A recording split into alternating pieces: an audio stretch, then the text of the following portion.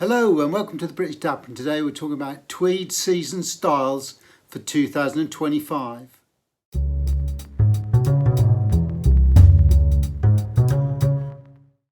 So for those people that still want to wear jeans, then maybe this look might go well, and I still stand by the fact burgundy is a good alternative to a bright red, and I think it's still a very good autumn colour. But let's not forget, you could still wear those suede shoes even in the autumn period. I would suggest maybe more in the summer end of autumn rather than the winter end. And I think it goes particularly well with that roll neck jumper and the overall look with the tweed jacket in a more casual setting. So again, those yellows and those burgundy colours coming through in the tie and the pocket square here, but the overall look with the light coloured jacket and those fawn coloured trousers go particularly well with that mid-tan shoe. So for example, that conker coloured shoe, it really does stand out against the lightness of the trousers, and the jacket contrasts the trousers enough to give you a little bit of a contrast there, and I think the overall looks quite pleasing, and I still think this is a valid interpretation of what people would potentially wear in the autumn months compared to some of the images that we have seen from a style point of view might be coming through in autumn. So when it comes to tweed jackets, they don't just have to be large over checks on a plain background. They can be herringbone. They can also be houndstooth as well. And houndstooth is a very good example here, where you can pick up on all those different earthy tones in the actual jacket itself. And you can use blue chinos in this case, along with those brown shoes, and you still have a really good look overall. And I think it's quite a good look for that mid-autumn wear. So here's another look for somebody that wants to wear jeans in a more casual setting, and I think it's quite a good look using this blazer again, this tweed jacket. And we've used quite a bright pocket square for this one, along with those blue jeans, but we're wearing with that some light tan shoes. Possibly only this look fits in really at the beginning of autumn rather than the latter part of autumn.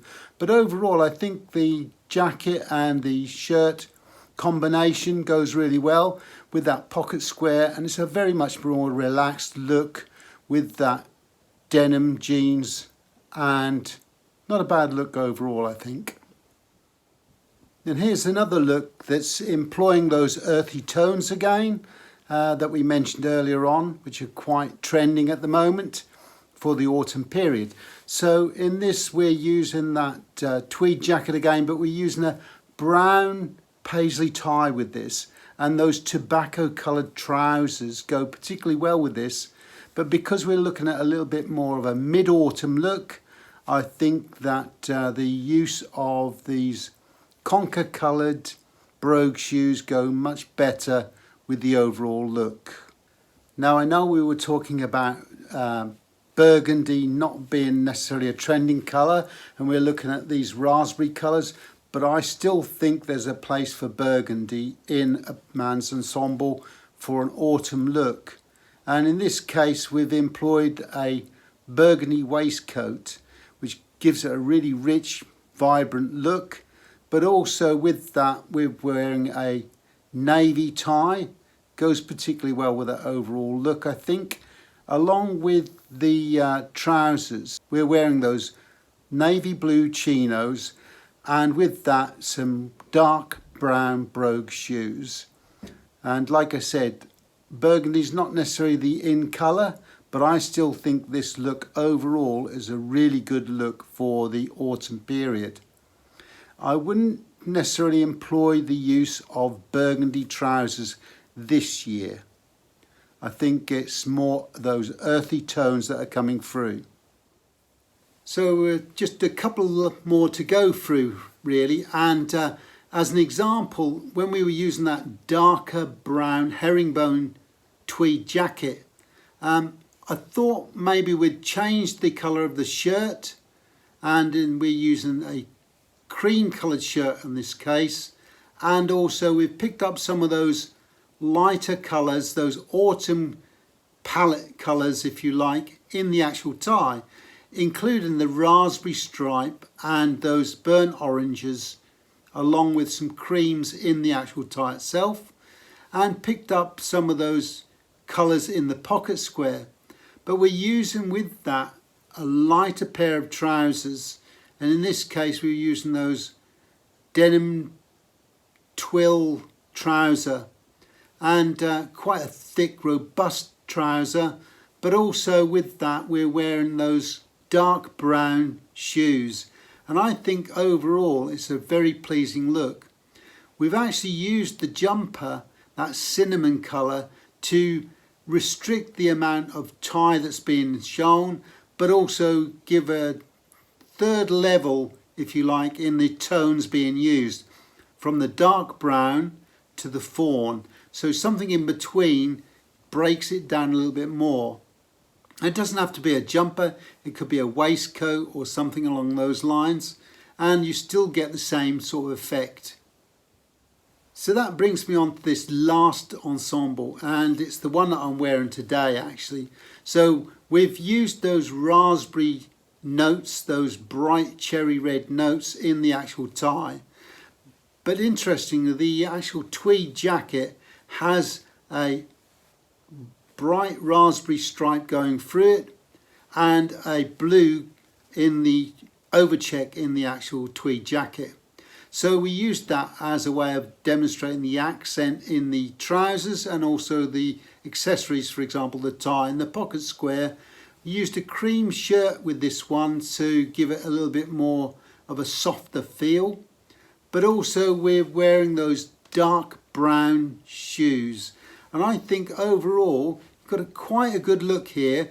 And I think whilst it is not typical of the items that were being trended for autumn 2025, I think the tie is quite bright, but with this ensemble I think it complements the overall look, and I would say that I think it's quite a good casual look, and picks up on some of those little notes in the pocket square.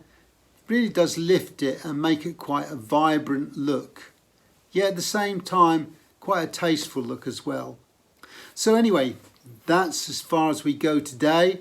Covered quite a lot of different ensembles with the tweed here, and I think it's one of those things where maybe you would like to go along with those earlier videos, the earlier clips, or you might want to go with something a little bit more understated and a little bit more typical of autumn wear. All I would say is that it is down to personal taste and preference. Don't be put off. Wear what you want to wear in autumn. The only thing I'm demonstrating here is what's currently trending for autumn 2025. So I just want to touch on the fact we have a Patreon page. So if you'd like to consider joining our Patreon group, then I'll leave the link down below so you can check it out.